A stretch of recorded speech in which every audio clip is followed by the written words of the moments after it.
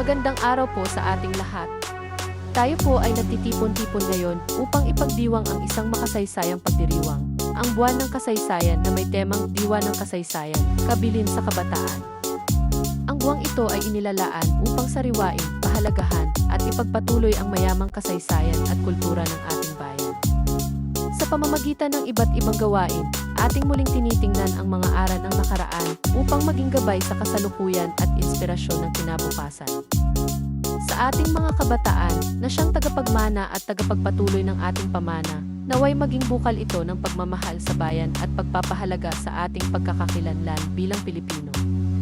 Muli, isang makasaysayang araw sa ating lahat at sama-sama nating ipagdiwang ang Diwa ng Kasaysayan, Kabilin sa Kabataan.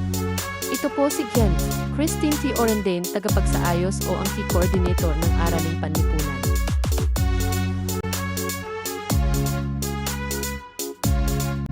Ang ating selebrasyon ay hindi lamang pagbabalik-tanaw sa nakaraan, kundi isang paalala na ang kasaysayan ay buhay na pamana na dapat ipagpatuloy ng mga kabataan. Kaya naman, isa sa mga tampok na gawain ngayong araw ay ang Philippine History Quiz at ASEAN World History Quiz na nilahukan ng mga masisigasig at masisipag na mag-aaral mula sa Agisan Elementary School.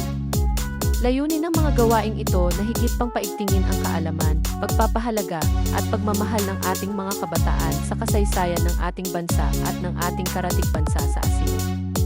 Kaya't atin nang simulan ang makabuluhan at masayang araw na ito ng pagkatuto at pagkilala sa ating pinagmulan at pagkakakilanlan.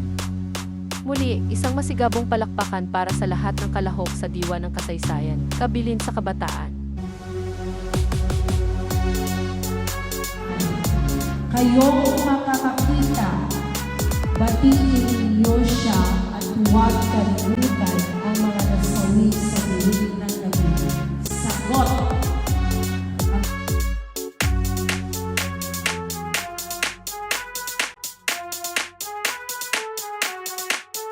Isa sa mga aktibidad na magpapakita ng malikhaing talento ng ating mga mag-aaral ay ang poster making contest. Layunin ng paligsahang ito na maipahayag ng ating kabataan sa pamamagitan ng sining ang kahalagahan ng kasaysayan bilang pamana at inspirasyon sa kasalukuyan at hinaharap. Sa pamamagitan ng kanilang likhang sining, makikita natin kung paano binibigyang kulay, buhay, at kahulugan ng mga mag-aaral ang diwa ng ating kasaysayan. Kaya't atin nang simulan ang patimpalak na ito at bigyang pugay ang galing, talino at pagkamalikhain ng ating mga kabataan. Isang masigabong palakpakan para sa lahat ng kalahok sa poster making contest.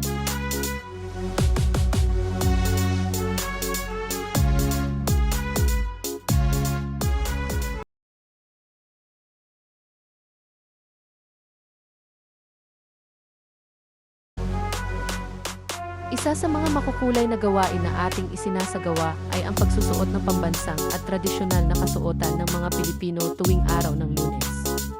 Ang kasuotan ay hindi lamang pananamit, kundi isang salamin ng ating pagkakakilanlan, kultura at kasaysayan. Sa pamamagitan nito, na ipapakita natin ang yaman ng ating lahi at ang pagmamahal sa sariling kultura. Ngayong araw, ating nasilayan ang ganda at gilas ng ating mga mag-aaral na nakasuot ng tradisyonal at pambansang kasuotan. Naway magsilbi itong inspirasyon upang lalo pa nating pahalagahan ang ating pinagmulan at maipasa ito sa mga susunod na henerasyon.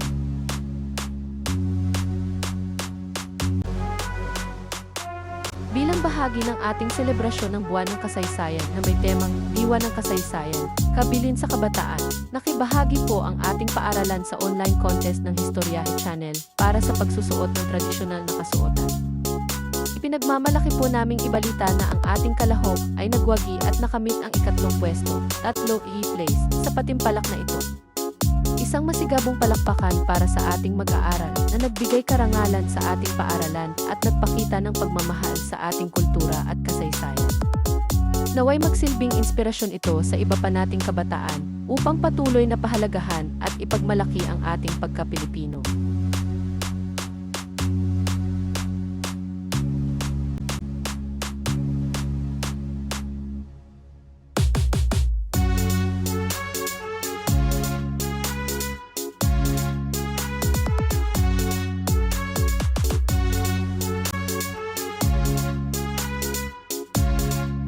Ngayong natapos Natapos na natin ang ating mga makabuluhang gawain at pagtatanghal para sa buwan ng kasaysayan na may temang diwa ng kasaysayan, kabilin sa kabataan. Naway baunin natin ang mahahalagang aral na ating natutunan. Tunay na ang kasaysayan ay hindi lamang mga pangyayaring nagdaan, ito ay pamana na nagbibigay direksyon sa ating kinabukasan. Ang ating mga kabataan ang siyang tagapagpatuloy ng ating lahi, kaya't mahalaga na kanilang pahalagahan, ipagmalaki at ipagpatuloy ang ating makulay na kultura at kasaysayan. Kami po ay taos-pusong nagpapasalamat sa lahat ng lumaho, sumuporta at naging bahagi ng ating pagdiriwang. Ang tagumpay ng programang ito ay dahil sa inyong sama-samang pakikiisa. Muli, ipagpatuloy natin ang pagiging tunay na makabayan sa salita, sa gawa at sa ating araw-araw na pamumuhay ang kasaysayan, mabuhay ang kabataang Pilipino, at mabuhay ang ating bansang Pilipinas. Maraming salamat po.